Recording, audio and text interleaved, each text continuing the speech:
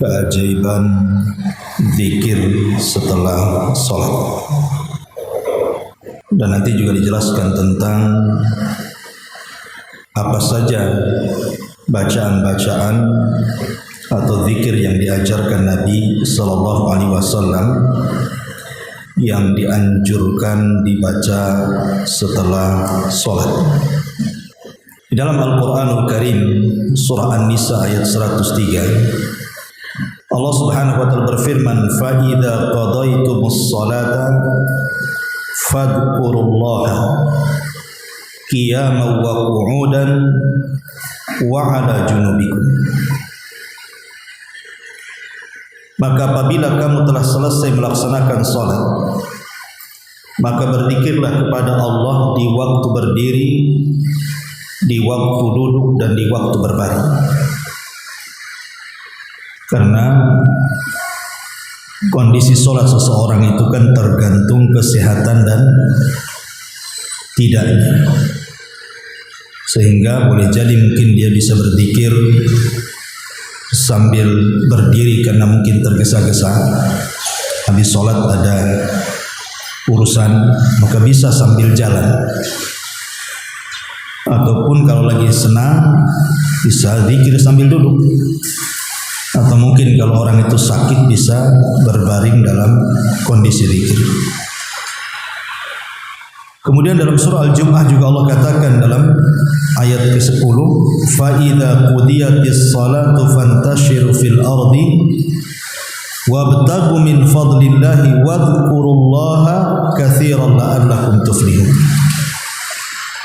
Apabila telah ditunaikan salat, maka bertebarlah di muka bumi dan carilah karunia Allah dan berzikirlah kepada Allah dengan zikir yang banyak supaya kalian beruntung. Dua ayat ini menunjukkan kepada kita tentang anjuran zikir setelah sholat.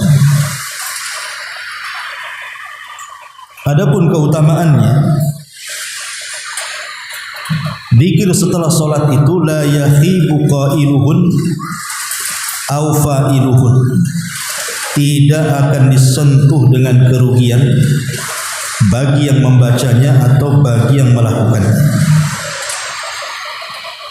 Nabi SAW bersabda dalam hadis Ka'b bin Ujrah radhiyallahu anhu, "Mu'aqqibatu la yakhibu qailuhun au fa'iluhun dubura kulli salatin maktubatin salasun wa salasuna tasbihatan wa salasuna tahmidatan wa arba wa salasuna takbiratan."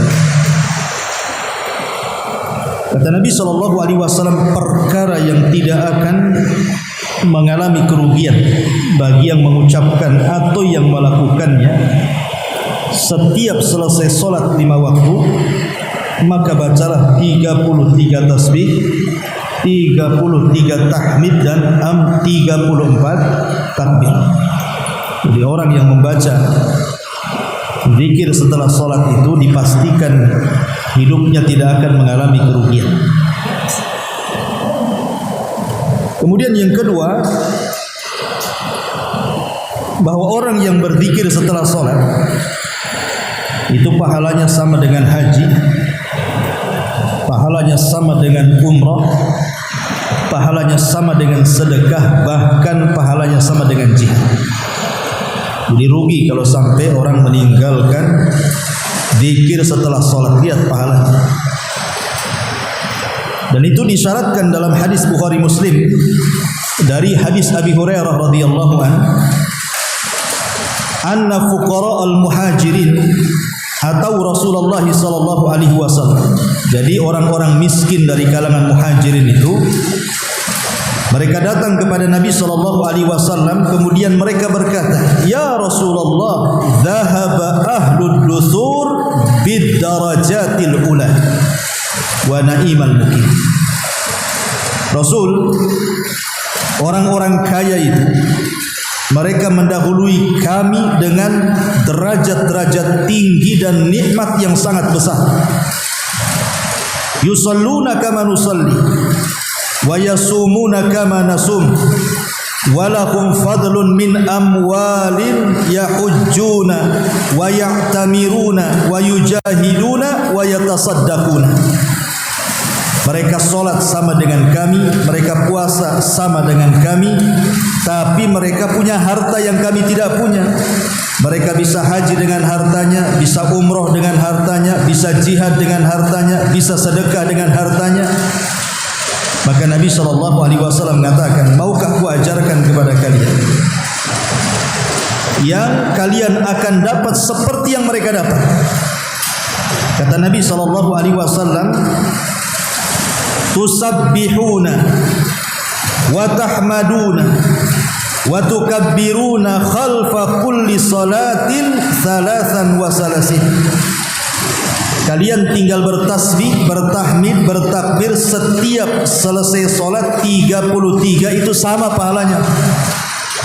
Lihat bagaimana Nabi SAW menyamakan orang-orang yang zikir setelah solat pahalanya sama dengan haji, pahalanya sama dengan umroh, pahalanya sama dengan jihad, dan bahkan dengan bersedekah yang banyak. Ini yang kedua. Yang ketiga, zikir setelah solat itu bisa menggugurkan banyak dosa. Bisa menggugurkan banyak dosa. Walaupun dosa kita itu sebanyak buih yang ada di lautan. Dan itu disebutkan dalam beberapa hadis, di antaranya hadis Abu Hurairah radhiyallahu anhu yang dikeluarkan Imam Muslim.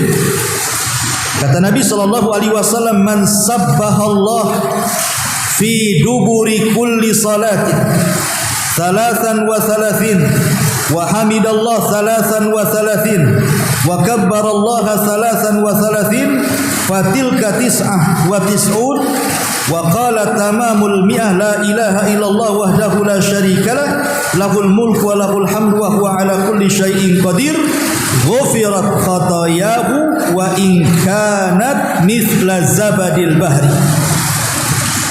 Dari Abu Hurairah radhiyallahu anhu, Nabi mengatakan, barang siapa yang bertasbih setiap selesai solat 33, mengucapkan alhamdulillah 33, mengucapkan Allahu Akbar 33 sehingga genap menjadi 99, kemudian disempurnakan 100 dengan la ilaha illallah wahdahu la syarikalah lahul mulku wa lahul hamdu wa huwa ala kulli syai'in qadir, akan diampuni kesalahan-kesalahannya walaupun sebanyak buih yang ada di lautan.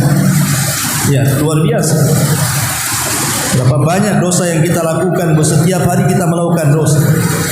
Maka orang yang mengamalkan zikir setelah solat tidak sadar dosa kita diampuni oleh Allah Subhanahu wa taala. Ini yang ketiga. Yang keempat, bahwa zikir setelah solat itu wasiat dari Nabi. Nabi yang berwasiat agar jangan meninggalkan zikir setelah solat. Sebagaimana hadis yang dikeluarkan Imam Ahmad dan juga Abi Dawud dari Mu'adz bin Jabal radhiyallahu an. Jadi satu hari Rasul mengambil tangannya dan mengatakan, ya Mu'adz, inni uhibbuka fillah. Wahai Mu'adz, saya mencintai engkau karena Allah. Usika ya Mu'adz, aku wasiatkan kepadamu, la tada'anna fi duburi kulli salatin an taqula Allahumma inni ala dzikrika wa syukrika wa husni ibadati. Jangan pernah tinggalkan zikir setelah solat wahai Mu'adz, dan katakanlah, Allahumma ya Allah, a'inni ala dzikrik, tolong aku agar bisa mengingatmu, wa syukrik, dan bersyukur akan nikmatmu, wa husni ibadatik, dan tolong agar aku bisa beribadah kepadamu seindah mungkin. Hadis ini disebutkan dalam kitab Sahih Al-Jami'. Ya. Bagaimana di sini Nabi SAW menjelaskan tentang keutamaan zikir setelah solat, luar biasa. Maka rugi sekali kalau seandainya seseorang kemudian meninggalkan zikir setelah solat.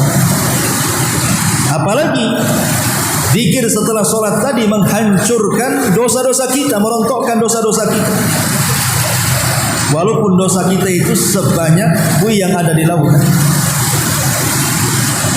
Coba perhatikan Bu, kita membaca tasbih, tahmid dan takbir ini kan bukan hanya diperintahkan setelah solat saja, tapi juga diperintahkan sebelum tidur kan. Kenapa demikian?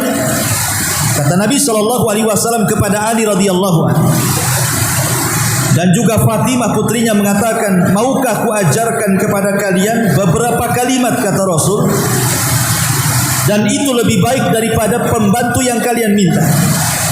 Kemudian Nabi SAW mengatakan, kalau engkau berangkat ke pembaringanmu, maka ucapkan tasbih 33, kemudian tahmid 33, dan takbir 34. Jadi semua 100. Apa faedahnya? Ingat, kalimat tasbih saja, kalimat tasbih itu terkandung tauhid. Karena kita membersihkan semua sifat-sifat dan nama-nama Allah dari hal-hal yang bisa mengurangi. Artinya ketika kita bertasbih itu di dalamnya terkandung tauhid. Jadi kalau ibu membaca tasbih sebelum tidur itu hakikatnya tidur ibu itu di atas tauhid, gitu maksudnya. Sehingga kalau tidur di atas tauhid, kalau Allah takdirkan kita meninggal, berarti meninggal di atas tauhid. Coba, nikmat mana lagi orang meninggal di atas tauhid itu? Apalagi bacaan-bacaan zikir seperti itu, kalau kita kemudian baca sebelum tidur itu juga bisa menolong kita untuk bangun tengah malam, supaya kita ini bisa sholat malam dan mendapatkan kecintaan Allah Subhanahu wa ta'ala. Karena ucapan yang paling dicintai Allah itu kan 4. Ucapan yang paling dicintai Allah itu 4. Pertama subhanallah, kemudian alhamdulillah, kemudian la ilaha illallah, kemudian Allahu akbar. Inilah 4 kalimat yang paling dicintai Allah. Subhanallah, alhamdulillah, la ilaha illallah, Allahu akbar. Artinya kalau kita baca 4-4-nya Bu, berarti kita sedang dicintai Allah Subhanahu wa ta'ala. Ini maksudnya keumuman zikir ya, apalagi dibaca selepas sholat. Tapi kalau kita melihat keutamaan zikir secara umum lebih hebat lagi.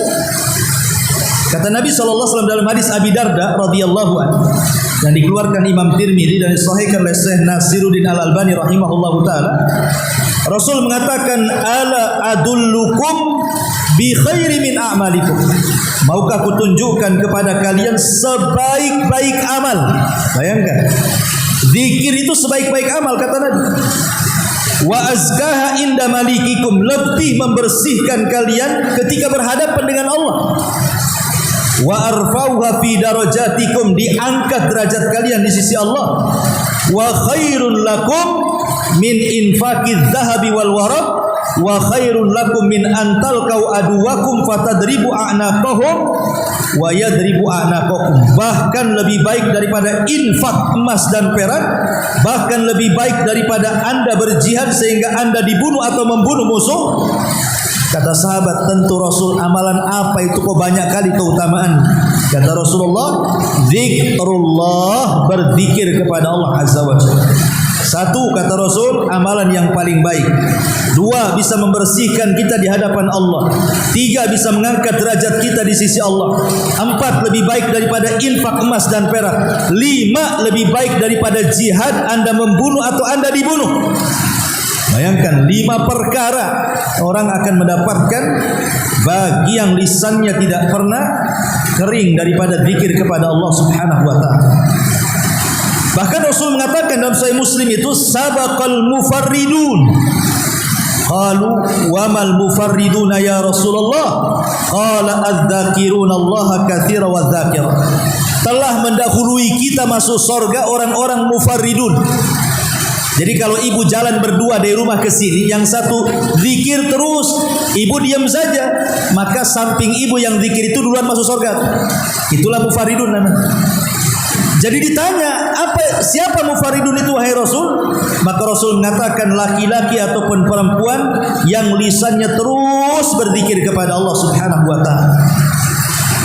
Kemudian juga Rasul mengatakan dalam hadis Bukhari, "Matsalul ladzi yadhkuru rabbah wal ladzi la yadhkuru rabbah mithlul hayy wal mayyit." Permisalan orang yang suka zikir kepada Allah dan orang yang jarang zikir kepada Allah itu sama permisalan orang hidup sama orang mati. Lihat orang mati, tidak bisa apa-apa, tapi orang hidup kemana-mana kan itu. Itulah perbedaannya orang yang zikir dengan orang yang tidak zikir itu. Kemudian juga disebutkan dalam hadis riwayat Ibnu Majah, kata Nabi SAW menukilkan firman Allah, artinya hadis ini hadis kursi, ana ma'abdi, saya bersama hambaku, kata Allah, idza huwa dzakarani, selama dia mengingatku, wa taharrakat bi syafatah, dan selama lisannya terus bergerak mengingat aku. Jadi orang yang berzikir itu terus akan disertai Allah dalam kehidupan. Dan tentu kalau Allah menyertai dalam kehidupan kita, semua urusan kelar semuanya.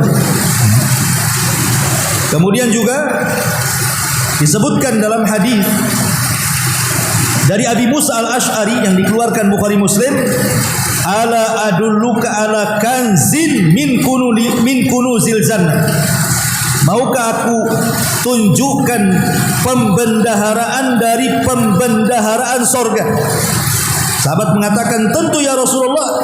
Maka Rasul mengatakan, perbanyaklah haula wala quwata illa billah. Tidak ada daya dan kekuatan kecuali milik Allah Subhanahu wa taala. Subhanallah, lihat. Ini di antara keistimewaan dan keajaiban zikir kepada Allah. Kalau saya sebutkan banyak sekali. Baik, kita masuk pada zikir salat ini. Seperti apa zikir salat ini? Ma'asyiral muslimat yang dimuliakan Allah Subhanahu wa taala, Bu, yang pertama kali kalau ibu selepas sholat ucapkan istighfar 3 kali. Astagfirullah, astagfirullah, astagfirullah. Ucapkan istighfar 3 kali. Apa gunanya istighfar? Para ulama mengatakan gunanya istighfar 3 kali selepas sholat itu. Yang namanya kita lagi sholat itu, Bu, kadang-kadang menghayal, kadang-kadang kurang khusyuk, kadang-kadang bacaannya kurang fasih, kadang-kadang melamun, kadang-kadang kurang tumak nina. Kita tidak tahu kan, mesti dalam sholat kita itu adalah kekurangan-kekurangan itu.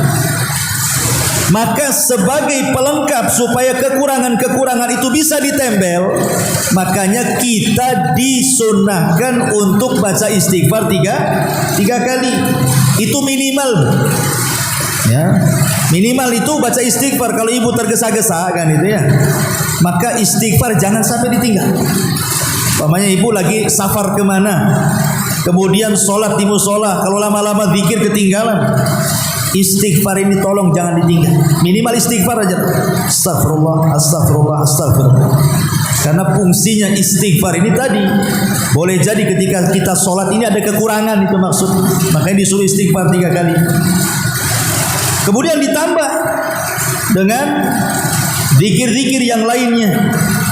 Sebagaimana dalam hadis Tsauban radhiyallahu anhu, Nabi SAW apabila selesai sholat, kemudian beliau beristighfar 3 kali, kemudian menambah Allahumma antas salam wa minkas salam tabarakta ya dzal jalali wal ikram.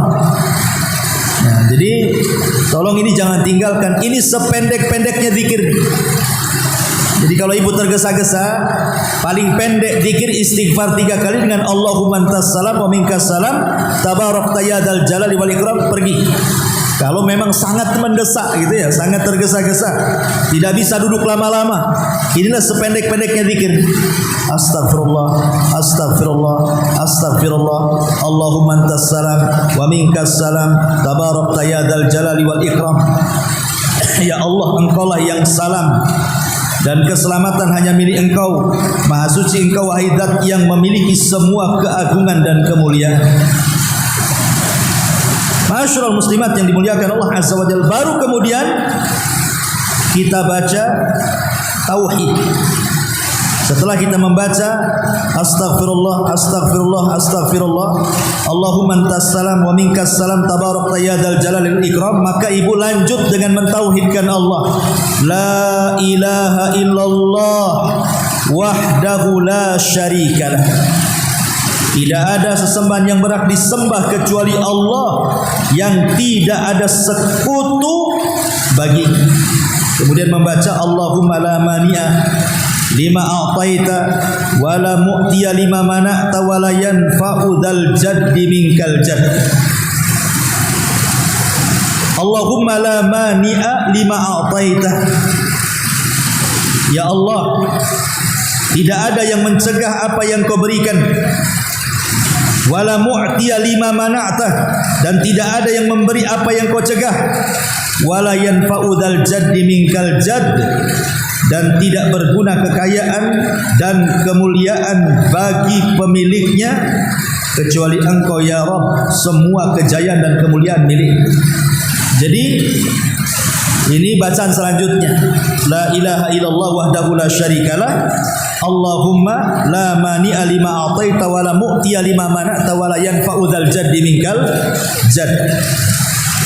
Lalu setelah itu ibu bisa menambah sebagaimana hadis Abdullah bin Zubair itu, la ilaha illallah wahdahu la syarikalah, lahul mulku wa lahul hamdu wa huwa ala kulli syai'in qadir, la haula wa la quwata illa billah, la ilaha illallah wa la na'budu illa iyyah, lahun ni'matu wa lahul fadlu wa lahus tsana'ul hasan, la ilaha illallah mukhlishina lahuddin walau karihal kafirun. Ini juga kalau ibu menghafal baca juga. Baru setelah itu ibu bertasbih, bertahmid, bertakbir, dan ini ada 5 cara. Ingat Bu ya, tasbih, takbir, tahmid itu ada 5 cara. Saya kasih tahu, semuanya riwayatnya sahih. 1, ibu membaca subhanallah 33 kali. Kemudian alhamdulillah 33 kali. Kemudian Allahu Akbar 33 kali. Berarti jumlahnya berapa?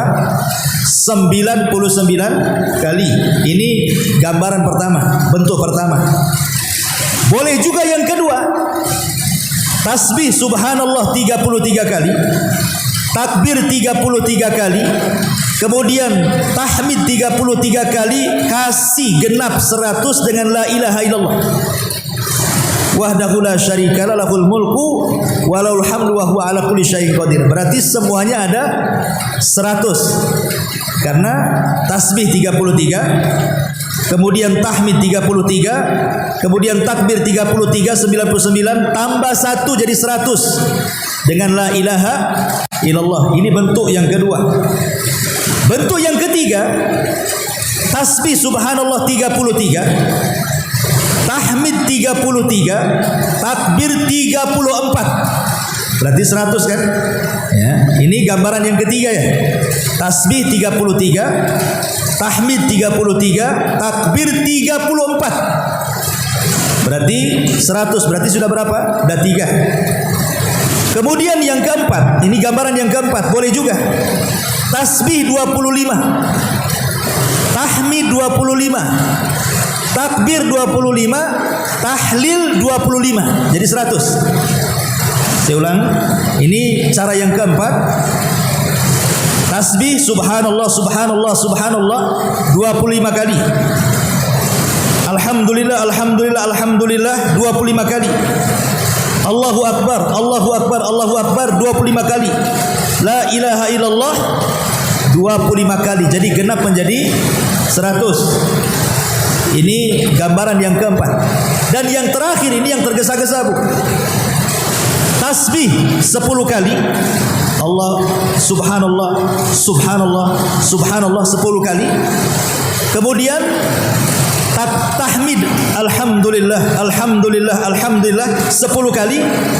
Allahu akbar 10 kali. Berarti jumlahnya 30. Ya, ini boleh, 5-5-nya boleh. Ibu memilih yang mana? Semuanya ada hadisnya, semuanya sahih. Ya. Saya ulangi ya biar mantap. Satu, tasbih 33, tahmid 33, takbir 33, jumlahnya 99.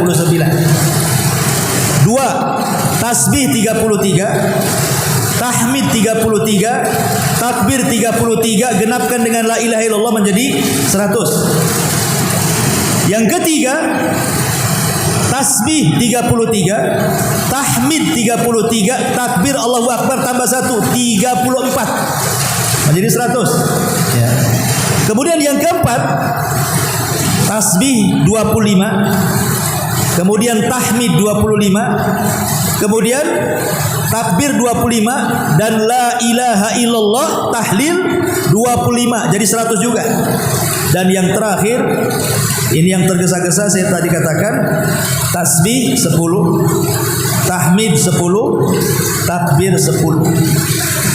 Berarti 30 jumlahnya. Semuanya sahih. Boleh diamalkan 5 bentuk zikir ini, 5-5-nya hadisnya semuanya sahih. Nanti saya akan sebutkan riwayat-riwayatnya. Tetapi pertanyaannya muncul. Gimana kalau seandainya kita gabungkan semuanya saja? Daripada kita subhanallah, subhanallah, subhanallah 33, alhamdulillah, alhamdulillah, alhamdulillah 33, Allahu Akbar, Allahu Akbar 33, kan lama Bu. Kita gabung saja. Subhanallah walhamdulillah Allahu Akbar, subhanallah walhamdulillah Allahu Akbar, subhanallah walhamdulillah Allahu Akbar 33 kali. Kan nanti jatuhnya 99 juga kan? Paham maksud saya? Ya. Kita gabungkan sajalah, daripada subhanallah, subhanallah, Allahu Akbar, Allahu Akbar. Saya gabungkan aja satu kalimat. Alhamdulillah, subhanallah, alhamdulillah, Allahu Akbar 1. Subhanallah, alhamdulillah, Allahu Akbar 2 sampai 33. Berarti kan semuanya nanti jatuhnya 99 juga kan gitu ya. Lah ini bagaimana pandangan para ulama? Kita gabungkan aja daripada satu-satu ya. Maka ulama mengatakan dua-duanya boleh. Boleh dua-duanya ya. Baik ibu satu-satu subhanallah subhanallah 33, alhamdulillah alhamdulillah 33 boleh. Ataupun mau digabungkan juga boleh. Subhanallah walhamdulillah Allahu Akbar, subhanallah alhamdulillah Allahu Akbar 33. Boleh dua-duanya. Yang jadi khilaf para ulama itu adalah mana yang afdal. Jadi yang jadi khilaf itu bukan boleh tidak bolehnya, dua-duanya boleh. Tapi mana yang afdal itu yang jadi masalah. Imam Ahmad Ibn Hanbal rahimahullahu taala dia mengatakan tidak ada yang afdal, dua-duanya boleh. Kata Imam Ahmad mukhayyar, boleh memilih. Mau yang ini boleh, mau yang itu boleh, kata Imam Ahmad ya. Tetapi Imam Nawawi dan juga Al-Hafidz Ibnu Hajar rahimahullahu taala mengatakan sebaiknya disendiri-sendirikan. Ya, yang lebih afdal itu yang sendiri-sendiri. Subhanallah sendiri, alhamdulillah sendiri, kemudian alhamdulillah sendiri. Apa alasannya? Kan sama saja sebenarnya kan? Alasannya karena gerakan jari lebih banyak yang sendiri dibandingkan yang digabung. Itu saja alasannya. Sebab kalau seandainya kita sendiri-sendiri Bu, subhanallah, subhanallah, subhanallah, subhanallah, ini jari akan banyak bergerak. Tapi kalau digabungkan, subhanallah, alhamdulillah, Allahu Akbar, jarinya sedikit bergerak karena setelah diangkat 33 selesai kan? Sementara jari-jari ini akan menjadi saksi di hadapan Allah. Semakin banyak bergerak, semakin banyak bersaksi. Itu maksudnya. Ya. Tetapi intinya kalau ditanya mana yang lebih baik gitu ya, tidak ada yang lebih baik menurut Imam Ahmad. Tapi menurut Imam Nawawi sebaiknya yang disendiri-sendirikan karena alasannya gerakan jari akan lebih banyak lagi. Itu alasannya di situ saja ulama itu. Tapi boleh dua-duanya dilakukan, tidak ada masalah. Dan dua-duanya ada dalilnya. Adapun dalil yang pertama yang membolehkan menggabungkan itu adalah hadis yang kita baca tadi. Hadis ketika para fuqara muhajirin, orang-orang fakir miskin datang kepada Rasulullah mengadukan orang-orang kaya itu, enak kali mereka kok bisa haji, bisa umroh, bisa jihad, bisa sedekah dengan harta, lah kami tidak bisa. Maka Rasul mengatakan, kalau begitu, kalau kau ingin mendapatkan apa yang mereka dapatkan, kata Rasulullah apa? Bacalah tasbih, tahmid, takbir. Kemudian Rasul mengatakan 33 kali di belakang. Seolah-olah ada penggabungan di sini. Ya, Rasul tidak mengatakan tasbih sekian, tahmid sekian, takbir sekian, tapi Rasul menyebutkan langsung tasbih, tahmid, takbir sekian, kata Rasul. Kata perawi hadis ini namanya Abu Saleh. Ya, ketika namanya Sumai itu bertanya kepada Abu Saleh. Abu Saleh mengambil hadis dari Abu Hurairah radhiyallahu an tentang pemahaman hadis tadi. Kata Abu Saleh mengatakan bahwa kita dalam zikir ketika sholat digabungkan, bukan dipisah-pisahkan. Ini dalil yang menggabungkan. Tetapi kata ulama yang memisahkan, rata-rata semua riwayat yang kita baca tentang tasbih, tahmid dan takbir itu rata-rata disendirikan. Ya, tetapi karena ada dua riwayat ini, makanya Imam Ahmad mengatakan jangan menyempitkan, dua-duanya boleh, kata Imam Ahmad. Tapi Imam Nawawi, Imam Ibnu Hajar, Al-Qadhi Iyad dan banyak para ulama mengatakan sebaiknya disendiri-sendirikan. Wallahu a'lam. Bisa dipahami, Bu? Takutnya nggak dengar masalah nih, suaranya krek-krek di atas ya. Nah, itulah gambaran seseorang membaca tasbih, takbir, kemudian tahmid dan tahlil. Nah, setelah kemudian ibu membaca seperti itu, membaca tasbih, tahmid dan takbir tadi, mulailah kalau ibu mau nambah baca ayat kursi. Karena hadis Nabi SAW mengatakan man qara'ah ayatal kursi dubura kulli salatin maktubatin lam yamna'hu min dukhulil jannata illa an yamut. Barang siapa membaca ayat kursi setiap selesai sholat wajib, maka tidak ada yang bisa menghalanginya untuk masuk surga kecuali kematian. Seolah-olah tidak ada syarat dia masuk surga, tinggal mati aja syaratnya. Orang yang melanggengkan membaca ayat kursi selepas sholat wajib, tapi dibaca setelah tasbih, tahmid, takbir, baca ayat kursi. Kemudian boleh juga dibaca setelah ayat kursi muawwidhataini, qul a'udzu birabbil falaq dan qul a'udzu birabbin nas. Karena Nabi SAW dalam hadis Uqbah ibn Amir mengatakan amarani Rasulullah sallallahu alaihi wasallam an aqra muawwidhataini dubura kulli salatin. Rasul memerintahkan aku untuk membaca muawwidhataini qul a'udzu birabbin nas dan qul a'udzu birabbil falaq setiap selesai salat.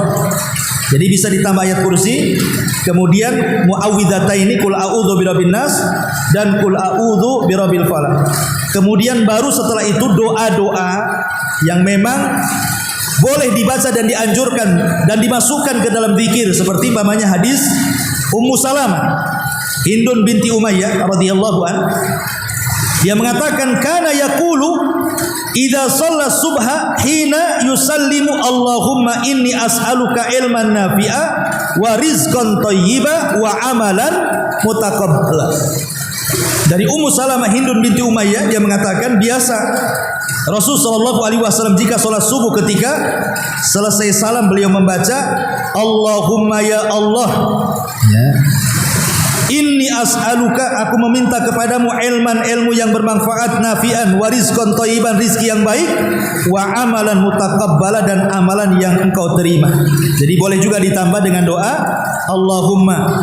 Allahumma inni as'aluka ilman nafi'a wa rizqan thayyiba wa amalan mutaqabbala. Boleh juga ditambah, dimasukkan ke wirid ini.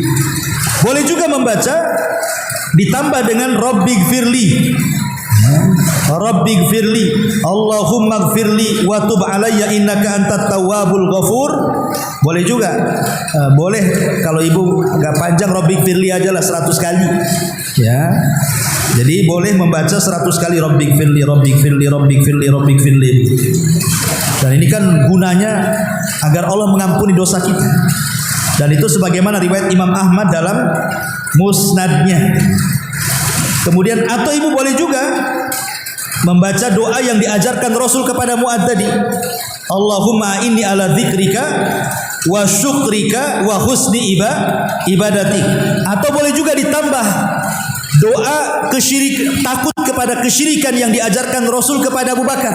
Karena Abu Bakar selalu membaca selepas sholat apa? Dijadikan wirid, Allahumma inni a'udzubika an usyrika bika wa ana a'lam wa a'udzubika bima la a'lam. Ya Allah, aku berlindung dari kesyirikan yang aku tahu dan dari kesyirikan yang aku tidak tahu.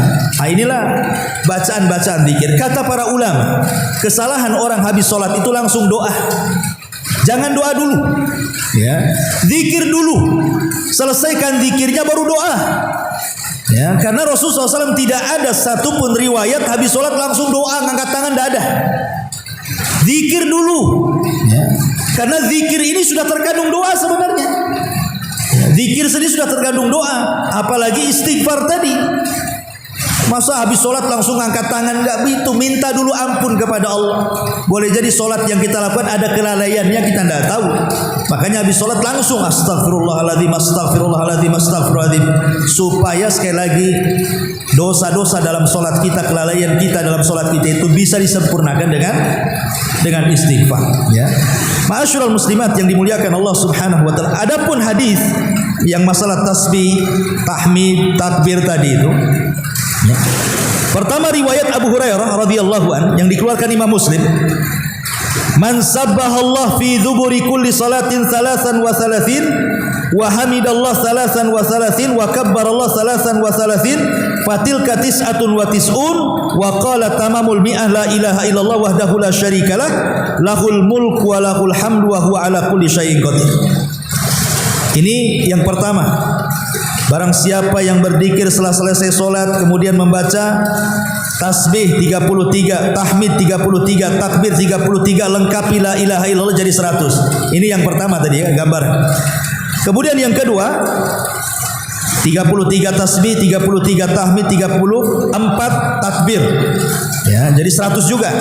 Ini berdasarkan hadis Ka'ab bin Ujrah radhiyallahu an.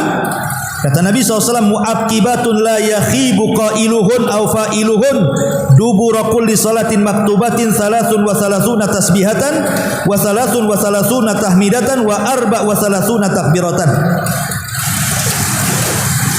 Ada beberapa kalimat yang orang yang mengucapkannya tidak akan rugi dunia akhirat. 33 tasbih, 33 tahmid, 34 takbir. Ini gambaran yang kedua, ya, 100 juga, ya. Kemudian gambaran yang ketiga, yang tasbih 25, tahmid 25, takbir 25, tahlil 25, 100 juga tuh. Ini berdasarkan hadis Zaid bin Thabit yang dikeluarkan Imam Nasai dan disahihkan oleh Syekh Nasiruddin Al-Albani rahimahullahu taala. Kata Rasulullah sallallahu alaihi wasallam, amarakum Rasulullah sallallahu alaihi wasallam an tusabbihu dubura kulli salatin salasan wa salasin tahmadu salasan wa salasin tukabbiru arba'an wa salasin. Qala na'am. Kemudian kata Nabi SAW di riwayat yang lain, kata Rasul, umiru an yusabbihu dubura kulli salatin salasan wa salasin wa yahmadu salasan wa salasin wa yukabbiru arba'an wa salasin. Kemudian kata Rasul sallallahu alaihi wasallam ditambah di ujung hadis, kata Nabi SAW, faj'aluha khamsan wa ishrin. Ya, jadikan oleh kalian khamsan wa ishrin, artinya 25. Ya, enggak perlu 33, boleh 25, 25 jadi 100. Nah, gitu maksudnya. Ini berdasarkan hadis Zaid ibn Thabit yang dikeluarkan Imam Nasai. Atau tadi 10 tadi. Tasbih 10, takbir 10, kemudian tahmid 10 berdasarkan hadis Abdullah ibn Amr radhiyallahu an. Nabi sallallahu alaihi wasallam mengatakan, yang dikeluarkan Imam Abi Dawud dan disahihkan oleh Syekh Nasiruddin Albani rahimahullah taala, yusabbihu fi duburi kulli salatin ashran wa yahmadu ashran wa yukabbiru ashran. Bertasbih 10 kali, bertahmid 10 kali, dan bertakbir 33 kali. Termasuk juga gambaran yang 33 tasbih, 33 tahmid, 33 takbir tanpa digenapkan menjadi 100. Ini pun hadisnya disahihkan oleh Syekh Nasiruddin Al-Albani rahimahullah. Intinya bahwa ada 5 gambar. Itu secara singkat zikir selepas salat.